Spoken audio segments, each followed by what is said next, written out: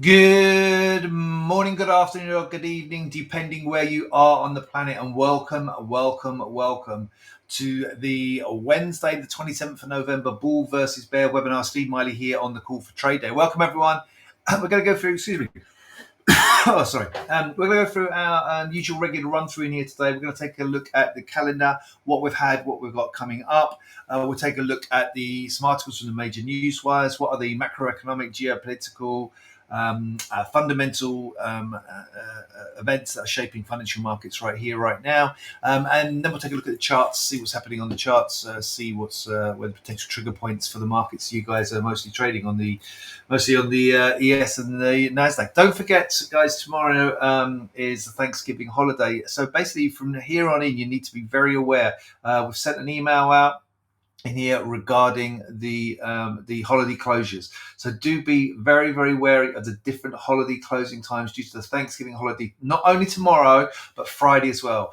Tomorrow, the cash market is closed all day. There's a partial day on the cash market on Friday on both equities and bonds. And futures have all-day trading hours. I'm not going to go for all the different trading hours for all the different products because they're different depending on what you're trading.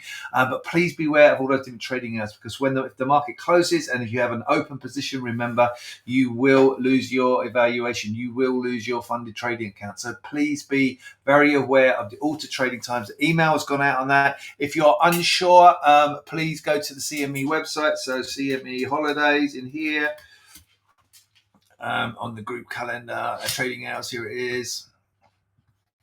And you can see the Thanksgiving, and it's got all the different times in here that the market pre-opens, opens, closes. Okay, so please be fully aware of that. I'm going to pop that into the chat so you guys can take a look at that. So please be aware of the holiday trading times in here. Remember, Thursday close, close for most the main part of the normal what is the normal trading day. Remember, these are 23-hour markets, so like the normal trading day, the market is closing here, and then on Friday as well, different closing times and different opening times. So please be aware of all of those. No webinar tomorrow as well. Just to mention that, no webinar tomorrow. Yesterday we had the Fed meeting minutes. There was a little impact really from that on the markets in here, and not a big mover of markets in here. Still looking though, pretty much still leaving balanced the chances of a rate cut at the next meeting in December, and but the market just ticking up. The CME Fed Watch tool, we'll take a look at that shortly, indicating potentially more of a risk of a rate cut, more of a chance of a rate cut than previously, but still kind of a bit we're sitting about 60-40 in here at the moment of the chances of a rate cut at the next meeting in December. We'll come to look at that a little bit shortly. Just while I remember as well that there will be a webinar on Friday. So no webinar on Thursday. It's a partial day on Friday. So there will be a webinar on Friday, but no webinar tomorrow. Critical piece of data coming up today. If we look on the calendar here, you see the durable goods data, but more importantly, the PCE data. So we have in just under 1 hour, jobless claims doesn't really move markets too much. Durable goods can move markets, but the most important piece of data, and we also get GDP, which is obviously a big headline piece of data, but then often is not necessarily a massive market mover. It is the preliminary flash piece of data, though. So it's the first time we're seeing this, and this is the quarter on quarter for the Q3. But remember, now we are at the end of November in here, and this is for Q3, so up to the end of October.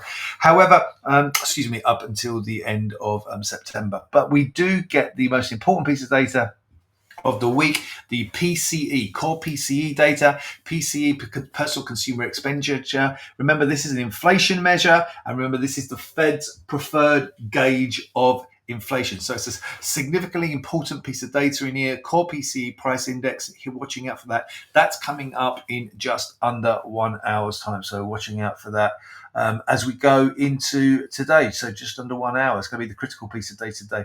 We also get Chicago PMI later today at 9:45 Eastern, so maybe watching out for that. Don't think we've got any Fed speakers today, not that I've seen, and none actually here on the calendar. Moving on the overnights, the main focus has been Trump continuing to name people within his team in here, and US Trade Representative is very much to the front and center with Jamison Greer in here, and who else do we have in here? Kevin Hassett, okay, at the International Economic Council. So we've had some important developments there. This is seen as a net negative, really, on the markets in here, maybe being a little bit more aggressive on trading here than previously expected. So that's a slight negative for markets. Markets slightly lower in here on the overnights on the back of this in here. And again, being covered here, Trump names Hassett to Economic Post, Greer as trade chief in here. So both of those in here, grabbing the headlines in here today, maybe potentially seen as potentially negative for trade, potentially negative for markets, global markets. And so we are slightly lower in here this morning. Holiday-bound US turns focus to inflation. We've already spoken about that. European markets are also lower in here today because there's a standoff on the French budget, and that's impacting negatively on French markets and French bonds and European markets as a whole. Futures dip as caution fails ahead of inflation data. We've already kind of mentioned that in here. And stocks slip with focus on Trump's picks and the US data. So all the same kind of headlines coming through. The other thing, we did get the Lebanon ceasefire, and that started after Israel and Hezbollah have reached a deal. Let's see how long that lasts. Obviously that's a positive globally, but nevertheless not really having a significant direct impact onto markets.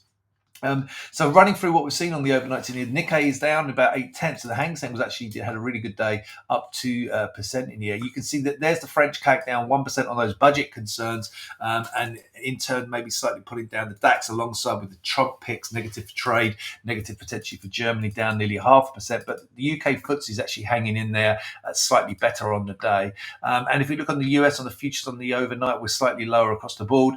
Dow Jones actually unchanged, but we're down between 1 and 2/10 here on the S&P and 1/3% on the Nasdaq on the overnights.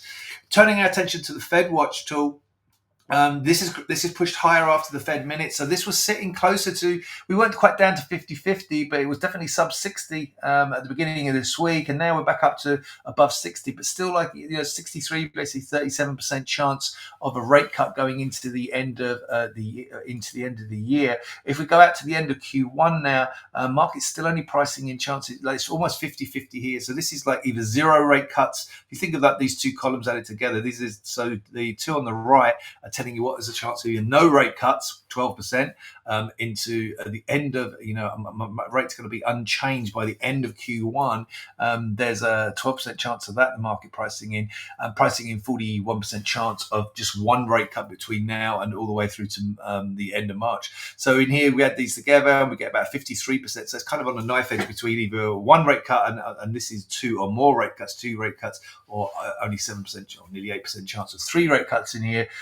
So the market kind of almost a 50-50 for two rate cuts by the end of March. And if we go into the summer, the market pricing in their total of two rate cuts really. And with an outside chance of three rate cuts. So 2 to 3 rate cuts is looking at the troughs by the summer. But if we go out to the end of next year, the highest probability here is for 3 rate cuts. So 3 rate cuts potentially into the end of next year. So maybe one the end of this year, or certainly one by March, but then we're looking at maybe another 2 throughout the year, maybe one into the summer and one at the end of next year. So markets are staying relatively, I'd say quite hawkish, very little expectation of an aggressive Fed. So it'd be really interesting. I'm pretty sure for the 18th of December meeting in here, which we have coming up in a few weeks' time, I'm pretty sure that's the Fed dot plot chart. So we get the Fed dot plot.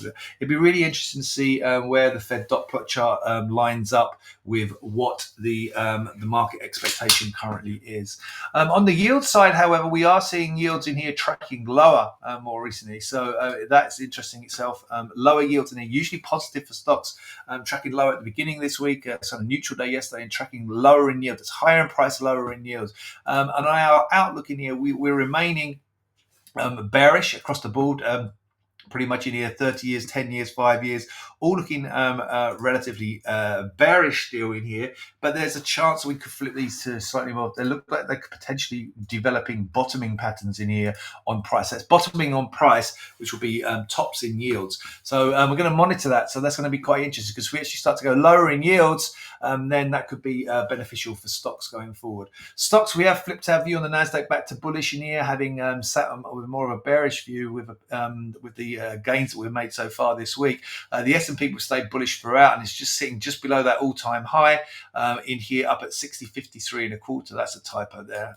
So 60.53 and a quarter. So we're looking for further upside in here on the S&P, looking to challenge that high potentially today, despite the dip we've seen. Nasdaq has clawed back over half the losses that we saw from the highs that we peaked at earlier in November in here, and the market now, having clawed those back more than half those losses, we're now looking for upside in here. And yesterday was really highlighted by dips and dip and a rebound. And despite this dip overnight, this is the ES. Despite the dipping overnight, I've been talking about this for the last week.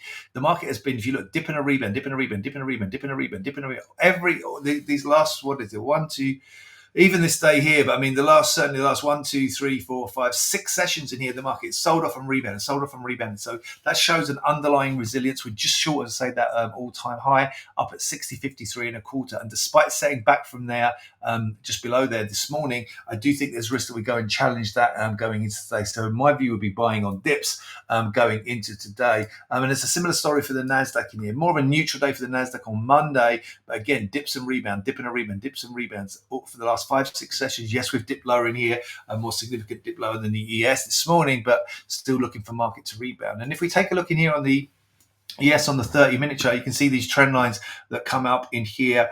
The trend lines that we kept coming up in here from earlier in the middle of November, really, in the last week or so. This is that 6, 7, 8 day rally that we've had, and the market, you see there's all the dips and the rebounds, and you can see the 2 trend lines we have in here. The market's significantly above even the steeper trend line, so looking for defending that trend line and pushing up higher from here. And we have a similar story for the Nasdaq. This trend line's not quite as pronounced, so not quite as aggressive, not quite as steep. But if I draw this similar trend line on here, I'll do that while we're on. And drawing up through here, you can see in here there's notably above that trend line. And even if we draw this less relevant, but still nonetheless, this steeper trend line in here, you can see the market just still holding that trend line right now as we peak. So I still see upside here. This is 30-minute charts, by the way.